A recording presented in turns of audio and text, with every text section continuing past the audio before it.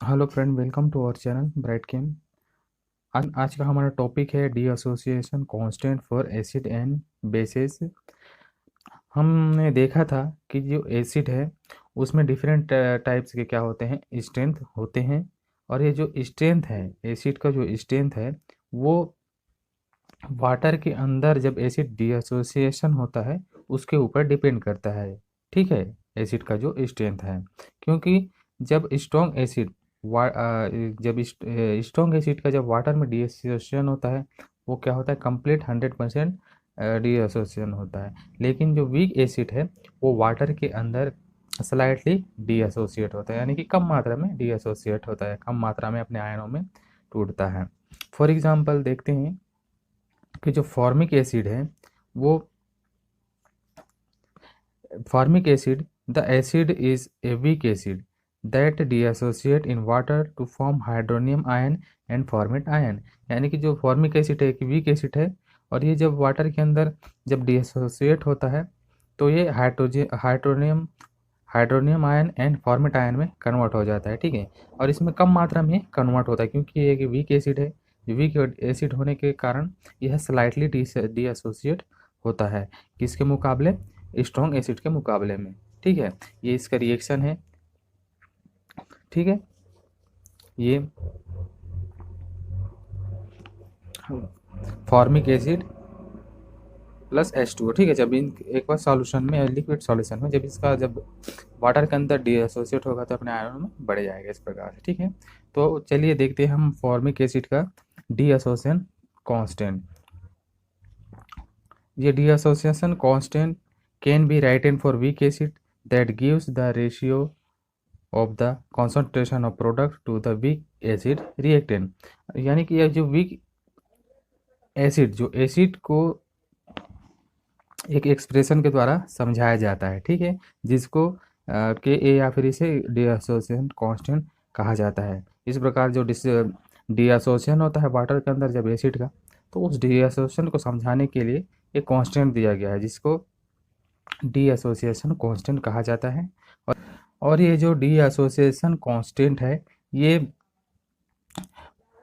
Reactant and product के concentration के ratio को दर्शाता है। ठीक है, यानी कि concentration of product and concentration of reactant के रेशियो को क्या करता है, दर्शाता है के। ठीक है, ऐसे other dissociation expression as other deassociation expression, the molar concentration of product is divided by the molar concentration of the reactant। इसमें दो प्रकार के इसमें इस एक्सप्रेशन में होते हैं। एक तो के होता है, जो क्या होता है, एक डीएसोसिएशन एक्सप्रेशन या डीएसोसिएशन कांस्टेंट, जो क्या करता है, प्रोडक्ट और रिएक्टेंट के कॉन्सेंट्रेशन को क्या करता है, दर्शाता है। ये इसका रिएक्शन है। के ए क्या है, ये कांस्टेंट है जो प्रोडक्ट और जो रिएक्टेंट है उसके कॉन्सेंट्रेशन को दर्शाता है। उसके बाद जो ये एक्सप्रेशन दिया गया है, तो ये क्या है, कॉन्सेंट्रेशन ऑफ प्रोडक्ट है। ठीक है, और ये क्या है, कॉन्सेंट्रेशन ऑफ रिएक्टेंट है। तो ये concentration of reactant and concentration of product के रेशियो को क्या करता है, ये दर्शाता है। तो इसको इस प्रकार से हम लिख सकते हैं, डीएसोसिएशन कांस्टेंट ऑफ के ए, यानी कि डीएसोसिएशन कांस्टेंट ऑफ एसिड का इस प्रकार से हम इसको लिख सकते हैं। ये क्या है, डीएसोसिएशन कांस्टेंट ऑफ एसिड। ठीक है,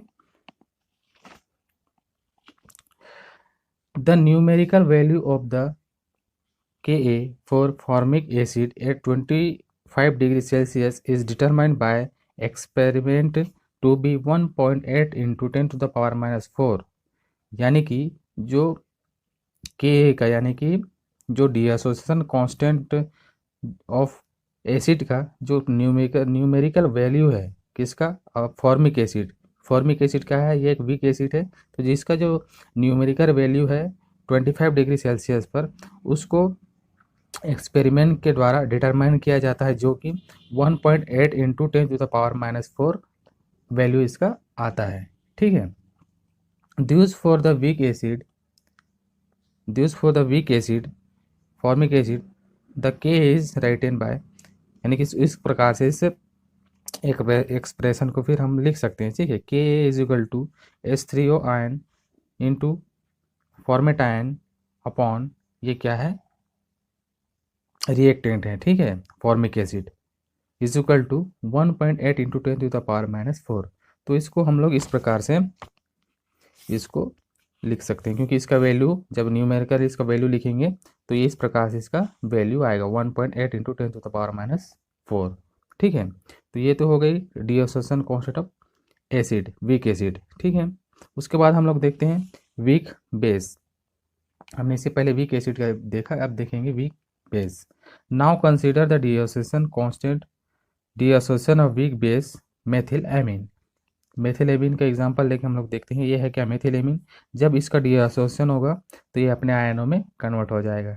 ठीक है, तो ये क्या है, एक वीक बेस है, तो ये स्लाइटली डीएसोसिएट होगा वीक एसिड की तरह। ठीक है, और इसको हम इसका जो डीएसोसिएशन कांस्टेंट है इसको हम लोग इस प्रकार से लिख सकते हैं के बी। ये क्या है, एक डीएसोसिएशन कांस्टेंट है जो रिएक्टेंट एंड प्रोडक्ट के कॉन्सेंट्रेशन को दर्शाता है। ठीक है, और ये क्या है, प्रोडक्ट कॉन्सेंट्रेशन ऑफ प्रोडक्ट है। ठीक है, यानी कि प्रोडक्ट का कॉन्सेंट्रेशन है जो किससे डिवाइडेड है, रिएक्टेंट से डिवाइडेड है। ठीक है, क्या है, react concentration of A reactant, और इसका जो न्यूमेरिकल वैल्यू है वो 4.4 इंटू 10⁻⁴ आता है। ठीक है, तो ये हो गया डिसोसिएशन कांस्टेंट ऑफ बेस।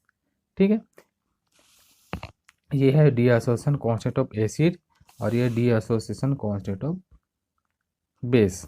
इसको के बी से दर्शाते हैं और एसिड को के ए से दर्शाते हैं। ठीक है, और ये के क्या है, एक डिसोसिएशन कांस्टेंट है, इसीलिए इसको के है, और जब एसिड के लिए होगा तो के ए और बेस के लिए होगा तो के बी। आई होप गाइज आप लोग को ये वीडियो समझ में आया होगा, तो कमेंट जरूर करिए, एंड इस चैनल पर जो भी नए आए हैं तो प्लीज़ चैनल को सब्सक्राइब, लाइक, शेयर जरूर करिए and press the bell icon, ताकि आपको इसी तरह की केमिस्ट्री से रिलेटेड वीडियो की नोटिफिकेशन मिलती रहे। तब तक के लिए धन्यवाद।